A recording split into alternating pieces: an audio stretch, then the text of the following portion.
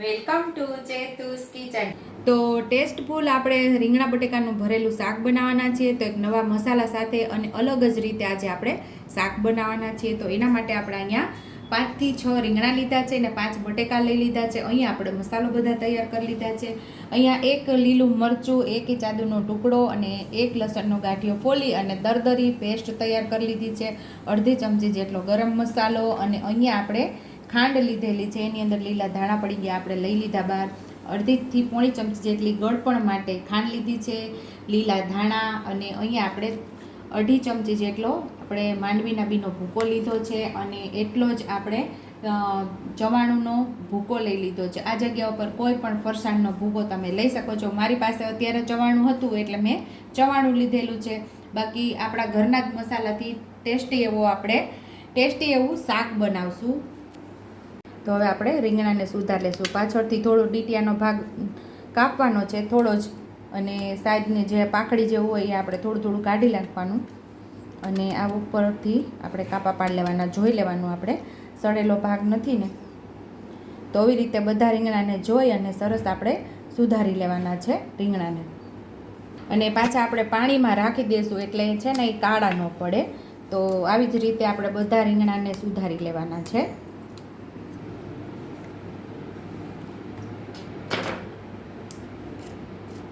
અને આપણે બટેકાને પણ સરસ છાલ ઉતારી લેવાની છે આવી રીતે.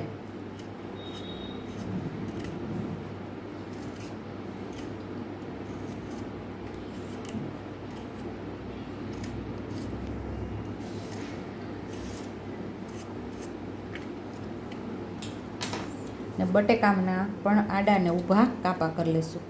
એકવાર આવી રીતે અને એકવાર આવી રીતે, એટલે સરસ એમાં મસાલો વ્યવસ્થિત ભરાઈ જાય.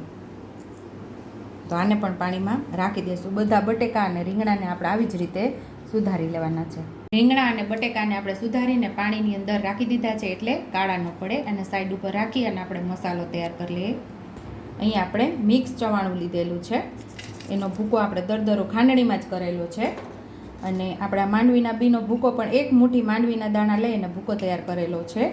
એ પણ આપણે ખાંડણીની અંદર જ કરેલું છે. અહીં આપણે લસણ અને આદુ અને મરચાંની પેસ્ટ જે તૈયાર કરેલી એ બધી ઉમેરી દેવાની છે.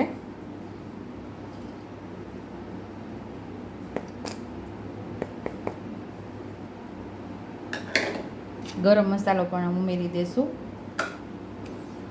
અને આપણું એકદમ મસ્ત ખાટું મીઠું સ્વાદનું શાક બને એટલે અડધીથી પોણી ચમચી જેટલી ખાંડ અને લીલા ધાણા, અડધા લીંબુનો રસ,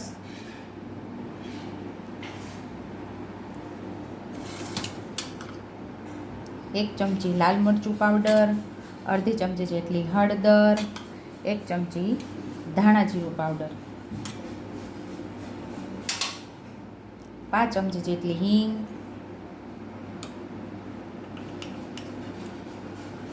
સ્વાદ મુજબ આપણે મીઠું ઉમેરશું, 1 ચમચી જેટલું તેલ ઉમેરશું. બધો મસાલાને સરસ આપણે મિક્સ કરી લેવાનો છે. તો રીંગણાને સરસ આપણે આવી રીતે ભરી લેવાનું છે.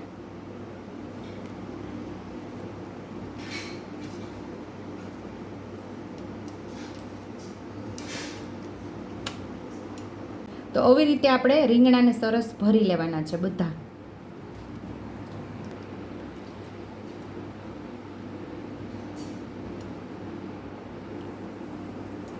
તો આવી રીતે સરસ આપણે એકદમ સરસ ભરી લેવાના છે.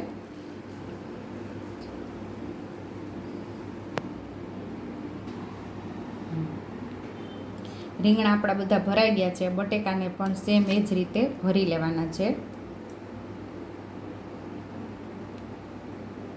જો એક આવી રીતે કાપો પાડેલો છે ને એક આવી રીતે, એટલે બે સાઈડથી સરસ આપણા બટેકા ભરાઈ જાય. એટલે બટેકામાં મસાલો ભરાય ને તો એનો પણ મસ્ત એવો સ્વાદ આવે છે શાકની અંદર. તો જો બે સાઈડથી આપણે બટેકાને ભરી લીધું છે. તો સેમ આ જ રીતે બધા બટેકાને પણ ભરી લેશું આપણે. અહીં આપણે રીંગણા અને બટેકાને ભરી લીધા છે અને આટલો મસાલો બચેલો છે એનો આપણે શાક વઘારવા ટાણે ઉપયોગ કરશું. તો આપણે ગેસ ચાલુ કરી અને કુકર રાખી દીધું છે ને નાના 1.5 ચમચા જેટલું તેલ ઉમેરશું. ભરેલા શાકની અંદર થોડું તેલનું પ્રમાણ થોડું આગળ પડતું હોય છે, તો એનાથી શાકનો સ્વાદ સરસ આવે છે. બાકી તમે ઓછું તેલ ઉમેરશો તો ફીકો સ્વાદ આવશે, કારણ કે મસાલાથી જ એકદમ બફાઈ જશે, તો એ વ્યવસ્થિત સ્વાદ ન આવે. એટલા માટે થોડું આગળ પડતું તેલ ઉમેરેલું છે. તમે ઓછું તેલ ખાતા હોય તો તમે ઓછું પણ ઉમેરી શકો છો. તો અહીંયા આપણું તેલ ગરમ થઈ ગયું છે, તો 1/2 ચમચી જેટલી આપણે રાઈ ઉમેરશું. 1/2 ચમચી જેટલું આપણે જીરું ઉમેરશું. રાઈ જીરું સરસ ફૂટી જાય એટલે ચપટી હિંગ ઉમેરશું. ચપટી હિંગ ઉમેરી દીધી છે અને હવે આપણે એમાં શાકને ઉમેરી દેવાનું છે. ભરેલું જે શાક છે એ ઉમેરી દઈશું.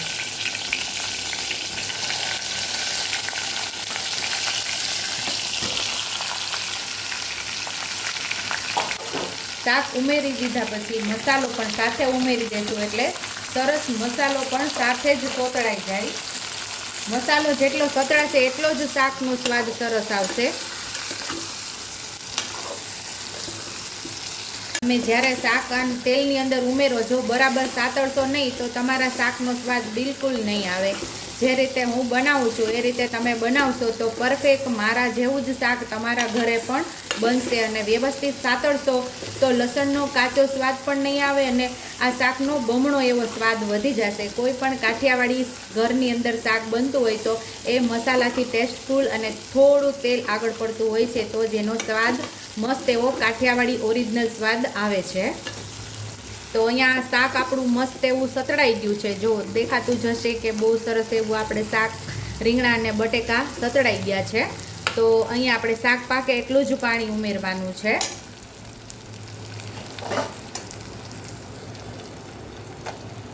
તો જે ડીશની અંદર મસાલો કરેલો એ ચોટેલો હોય એની અંદર થોડું પાણી ઉમેરી દઈશું આપણે.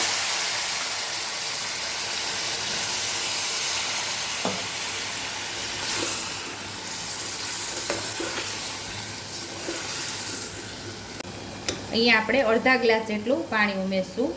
જે પ્રમાણે તમને રસો જોતો હોય શાકની અંદર એ પ્રમાણે તમારે અહીંયા પાણી ઉમેરવાનું છે. કુકર બંધ કરી અને આપણે 2 સીટી લઈ લેશું મીડિયમ ગેસ ઉપર. તો અહીંયા આપણે શાકની અંદર જાતે જ હવા રિલીઝ થઈ ગઈ છે. હવે ખોલીને આપણે જોઈ લઈશું.